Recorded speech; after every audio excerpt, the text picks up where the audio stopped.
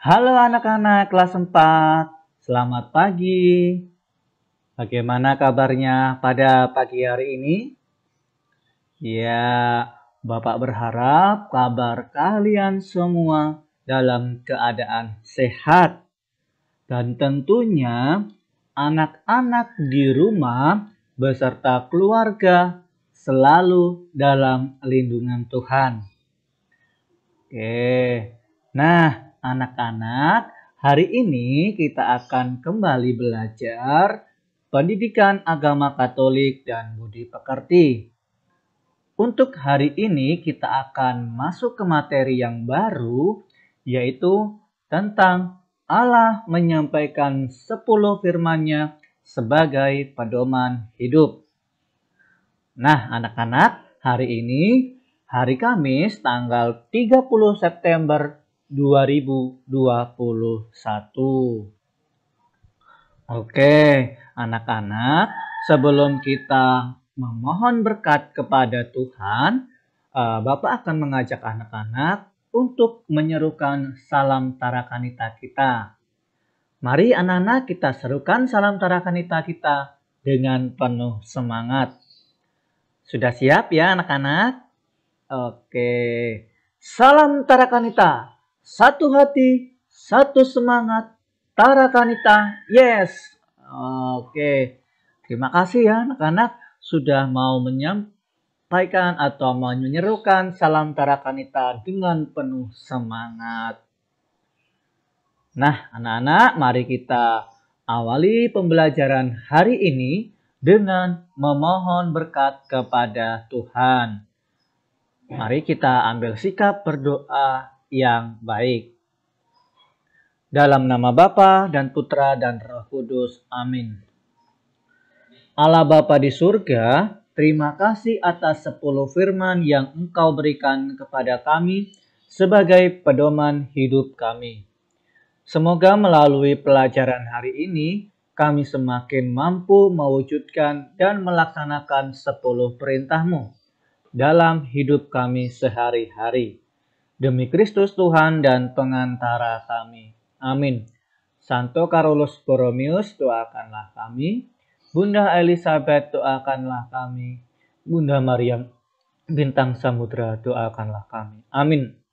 Dalam nama Bapa dan Putra dan Roh Kudus. Amin. Nah, anak-anak, untuk karakter tarakanita yang hendak dicapai pada materi pagi hari ini, yaitu yang pertama yaitu nilai tarakanita compassion. Nah, apa itu nilai compassion? Nah, anak-anak nanti diharapkan mampu kecakapan melaksanakan seluruh perintah Allah. Dan nilai yang kedua yaitu nilai conviction. Nah, apa itu nilai conviction? Nah, nilai conviction adalah keteguhan hati menjadikan 10 perintah Allah sebagai pedoman hidup kita. Itu tadi nilai-nilai karakter dari tarakanita yang mau dicapai pada pembelajaran hari ini. Kemudian tujuan pembelajaran hari ini. Nah, yang pertama, mengimani bahwa Allah itu memberikan 10 firman-Nya melalui Musa sebagai pedoman hidup. Kedua, peduli pada peraturan-peraturan yang ada. Ketiga, menjelaskan tujuan disusunnya peraturan dan sikap terhadap peraturan. Dan yang keempat, menghafalkan 10 perintah Allah dan menjelaskan maknanya dalam hidup bersama. Nah, anak-anak, ini adalah tujuan pembelajaran kita pada pagi hari ini. Oke, anak-anak, hari ini Bapak akan memulai dengan sebuah cerita tentang pemancing ulung. Anak-anak, dengarkan baik-baik ya ceritanya, Bapak akan membacakan. Paman Kikuk ingin ikut lomba memancing di lingkungan RT-nya. Paman ikut lomba memancing itu perlu kesabaran. Paman yakin bisa menang? Tanya Husin. Ah, jangan meremehkan paman ini, Sin. Mancing itu ada teorinya. Nanti aku tunjukkan satu jurus baru memancing. Lihat saja nanti, ujar Paman Kikuk sombong. Di area memancing, para peserta sibuk menyiapkan alat pancing mereka. Paman Kikuk juga ikut siap-siap. Tak lama kemudian, lomba pun dimulai. Para pemancing melempar umpan dengan hati-hati. Ah, cara seperti itu kuno. Aku akan kasih contoh bagaimana cara melempar pancing yang benar, gumam Paman Kikuk. Shoot! Paman Kikuk mengulur tali pancingnya panjang. Lalu dengan gaya pendekar kungfu, dia lecut tali pancing ke belakang untuk ancang-ancang. Tali pancing melecut cet ke belakang. Namun, ups, mata kailnya malah kena balon. Dor, dor, dor. Mata kailnya itu meletuskan 3 balon dan mengait tali yang lain. Paman Kikuk melecut pancing ke arah kolam. Mata kail melesat lagi. Menyambar rambut palsu seorang ibu, es krim seorang anak, dan peci Pak RT. Semua barang yang terkait mati kail itu masuk ke kolam. Biur. Akibatnya, semua ikan di kolam menjauh panik. Para peserta lomba dan pengunjung memelototi Paman Kikuk. Nah, anak-anak, ini adalah cerita tentang pemancing ulung, ya, yang dimana Paman Kikuk merupakan seorang yang sombong, ya. Dia meremehkan, ya. Dia sangat sombong terhadap dirinya sendiri bahwa dia bisa memancing dengan baik, dan dengan kesombongannya itu akhirnya Paman Kikuk malah kena sial, ya. Dia malah memancing, mau melempar pancingnya malah terkena balon, dan kemudian terkena rambut palsu seorang ibu, es krim seorang anak, bahkan pecinya Pak RT, ya. Nah, akhirnya banyak yang menjauhi kepada Paman Kikuk ini karena dia takut, mungkin, ya, karena takut kalau nanti pancingnya terkena pancing dari Paman Kikuk. Nah, itu tadi cerita tentang pemancing ulung. Nah, anak-anak, dari cerita tadi bisa kita simpulkan bahwa setiap elemen masyarakat dan dimanapun kita berada, ada suatu peraturan demi menegakkan perdamaian dan keadilan. Dalam hal lomba memancing pun terdapat aturan supaya pelaksanaan lomba dapat berjalan dengan baik. Sehingga kita haruslah mampu menjalankan dan menghormati setiap aturan yang ada, baik di rumah, sekolah, gereja, dan juga masyarakat. Oke, anak-anak, Bapak lanjutkan lagi, ya. Nah, selama kita hidup bersama dengan orang lain, itu pasti kita membutuhkan adanya seorang pemimpin. Dengan adanya pemimpin, maka terdapatlah peraturan. Peraturan yang ada itu haruslah kita taati dengan baik. Nah, tujuannya apa? Tujuannya supaya menjadi damai, harmonis, dan dapat mencapai cita-cita serta tujuan hidup kita. Nah, anak-anak, ini adalah contoh peraturan dalam keluarga. Kita bisa melihat bahwa sesudah dan sebelum tidur itu wajib untuk berdoa. Nah, kemudian apa lagi? Nah, harus merapikan tempat tidurnya. Nah, ini adalah salah satu contoh peraturan dalam keluarga. Masih banyak lagi peraturan-peraturan yang lain tentunya. Kemudian kita akan melihat contoh peraturan dalam masyarakat. Yang pertama, melakukan kerja bakti. Kedua, tamu bermalam wajib lapor. Ketiga, menggunakan masker saat keluar rumah. Terutama di saat pandemi ini ya, kita harus selalu taat memakai masker dimanapun kita berada. Agar virus corona ini tidak menular ke mana-mana ya. Kita harus menggunakan masker ketika kita keluar dari rumah kita. Nah, kita melihat contoh peraturan dalam sekolah. Kira-kira apa ya? Nah, yang pertama itu datang ke sekolah 15 menit sebelum pelajaran dimulai. Kedua, siswa yang tidak masuk karena suatu hal itu harus izin kepada gurunya ya.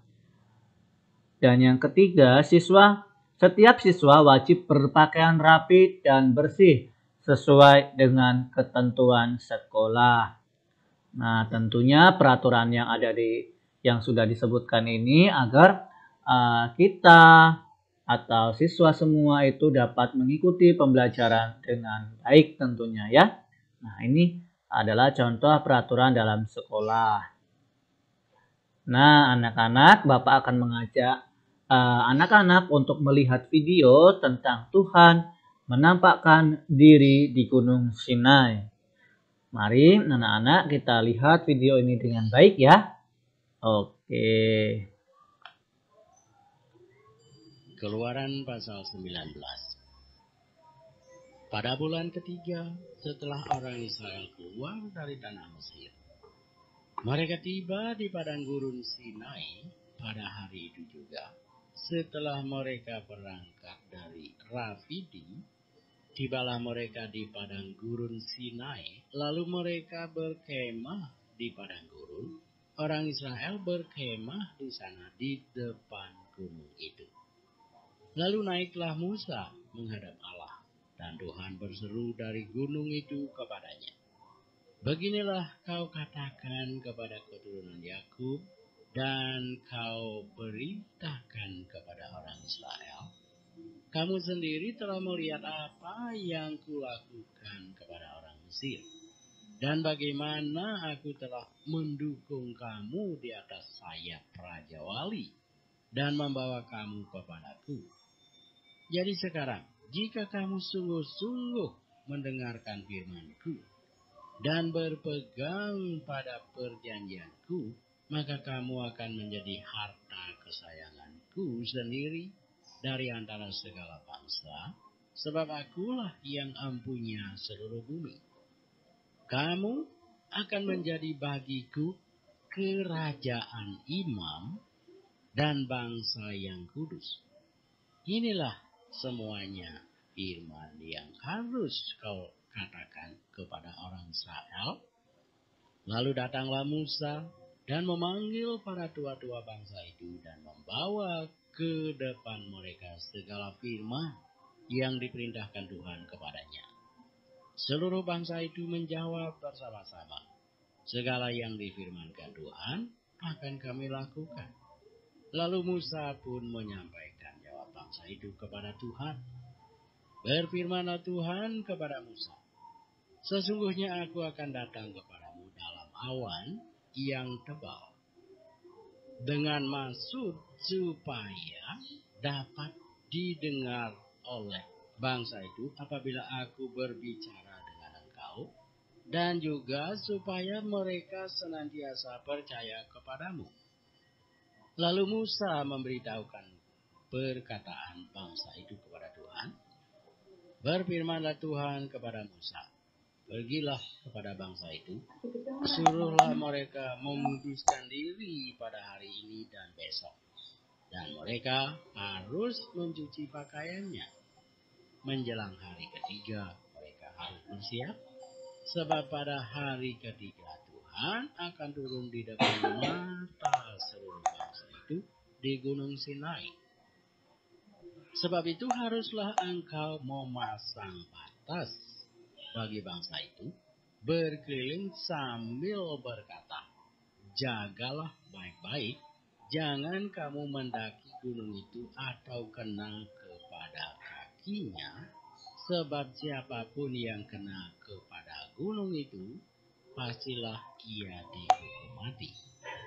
Tangan seorang pun tidak boleh merabanya, sebab pastilah ia dilempari dengan batu atau dipanah sampai mati. Baik binatang, baik manusia, ia tidak akan dibiarkan hidup.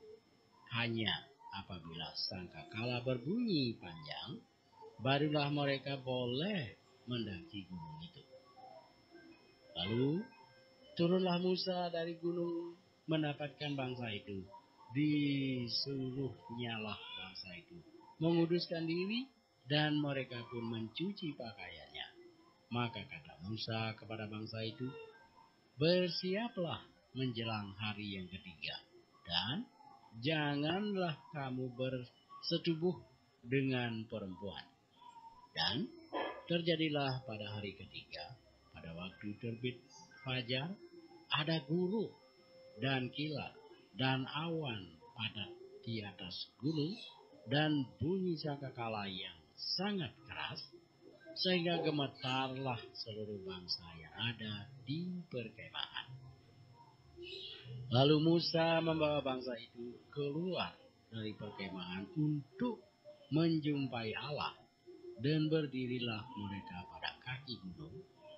Gunung Sinai ditutupi seluruhnya dengan asap, karena Tuhan turun ke atasnya dalam api. Asapnya membubung seperti asap dari dapur, dan seluruh gunung itu gemetar sangat. Bunyi sangkakala kian lama kian keras. Berbicaralah Musa, lalu Allah menjawabnya dalam gurun.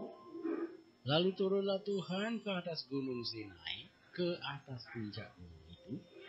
Maka Tuhan memanggil Musa ke puncak gunung itu, dan naiklah Musa ke atas.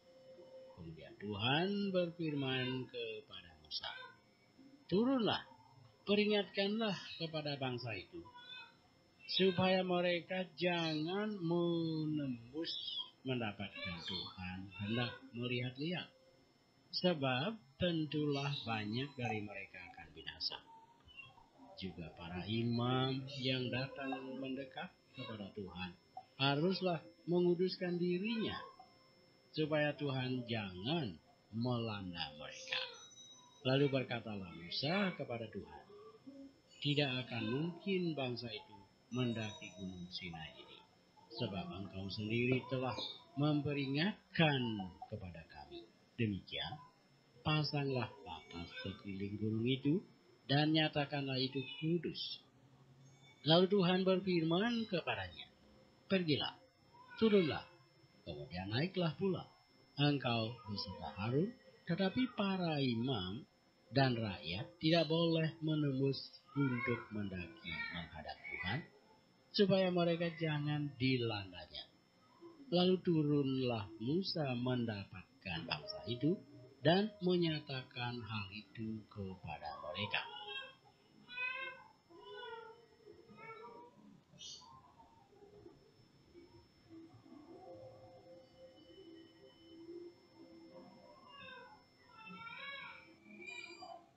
Oke, anak-anak, bagaimana tadi videonya ya tentang Musa yang disuruh Yesus untuk menyampaikan 10 perintah Allah kepada bangsanya. Nah, anak-anak, dari cerita tadi, dari awal cerita tadi hingga video ini bisa kita rangkumkan bahwa manusia itu adalah makhluk sosial yang pasti membutuhkan orang lain di dalam hidup bersama. Dalam setiap kebersamaan biasanya muncul seorang pemimpin. Nah, pemimpin itulah yang diharapkan dapat menyelesaikan seluruh proses persoalan dalam kebersamaan. Dalam kepemimpinan dibutuhkan aturan-aturan untuk mengatur hidup bersama,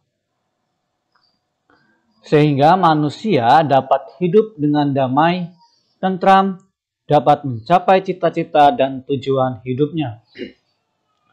Bangsa Israel menghayati pemimpin dan aturan sebagai wujud pendampingan Allah sehingga bangsa Israel dapat sampai ke tanah terjanji.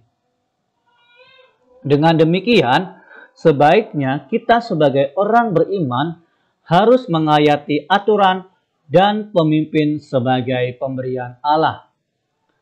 Nah, anak-anak, dalam 10 perintah Allah itu terbagi menjadi 2 bagian yang besar. Nah, bagian yang pertama itu terdiri dari perintah yang pertama, kedua, dan ketiga. Nah, di situ dijelaskan bahwa perintah yang pertama, kedua, dan tiga itu mengatur hubungan hubungan manusia dengan Allah. Kemudian bagian yang kedua terdiri dari perintah yang keempat, 5, 6, 7, 8, 9, dan 10 itu berisi tentang mengatur hubungan manusia dengan manusia sendiri. Nah, anak-anak, itu tadi rangkuman materi pada pagi hari ini. Nah, untuk tugasnya, anak-anak, Bapak minta untuk menghafalkan 10 perintah Allah. Kemudian, kalian buat video menyebutkan 10 perintah Allah tersebut ya. Oke. Nah, kemudian untuk tugas nanti dikirim melalui WA Bapak, boleh, kemudian kalian kirim ke Google Classroom juga boleh ya. Nah, untuk waktunya paling lambat Bapak beri waktu sampai hari Senin ya, 4 Oktober 2021. Ini maksudnya ya, bukan 2020. Pukul 10 WIB ya. Nah, itu untuk tugasnya. Mohon anak-anak kerjakan ya untuk tugasnya. Ini adalah tugas keterampilan kalian. Nah, sekali lagi Bapak mengucapkan selamat mengerjakan tugas dengan baik ya. Tuhan memberkati kita semua. Oke anak-anak, untuk mengakhiri pembelajaran pada hari ini, mari kita tutup dengan doa penutup. Dalam nama Bapa dan Putra dan Roh Kudus, amin. Tuhan Allah Bapa yang baik, puji syukur karena Engkau telah membimbing kami dalam pelajaran ini. Kami telah dapat mempelajari tentang 10 perintah Allah yang Engkau berikan kepada kami sebagai pedoman hidup. Semoga kami Kau bimbing di dalam melaksanakan dengan penuh tanggung jawab. Demi Kristus Tuhan dan pengantara kami. Amin. Santo Carolus Borromeus, doakanlah kami. Bunda Elizabeth, doakanlah kami. Bunda Maria Bintang Samudra, doakanlah kami. Amin. Dalam nama Bapa dan Putra dan Roh Kudus. Amin. Oke anak-anak, materi Bapak cukup sampai di sini. Semoga apa yang sudah Bapak berikan ini sungguh bermanfaat bagi kalian, terlebih dalam iman kalian, agar kalian semakin dekat kepada Tuhan, dan tentunya semoga kalian semakin dapat menaati 10 perintah Allah yang Tuhan berikan kepada kita. Sekali lagi Bapak mengucapkan banyak terima kasih. Tuhan memberkati kita semua.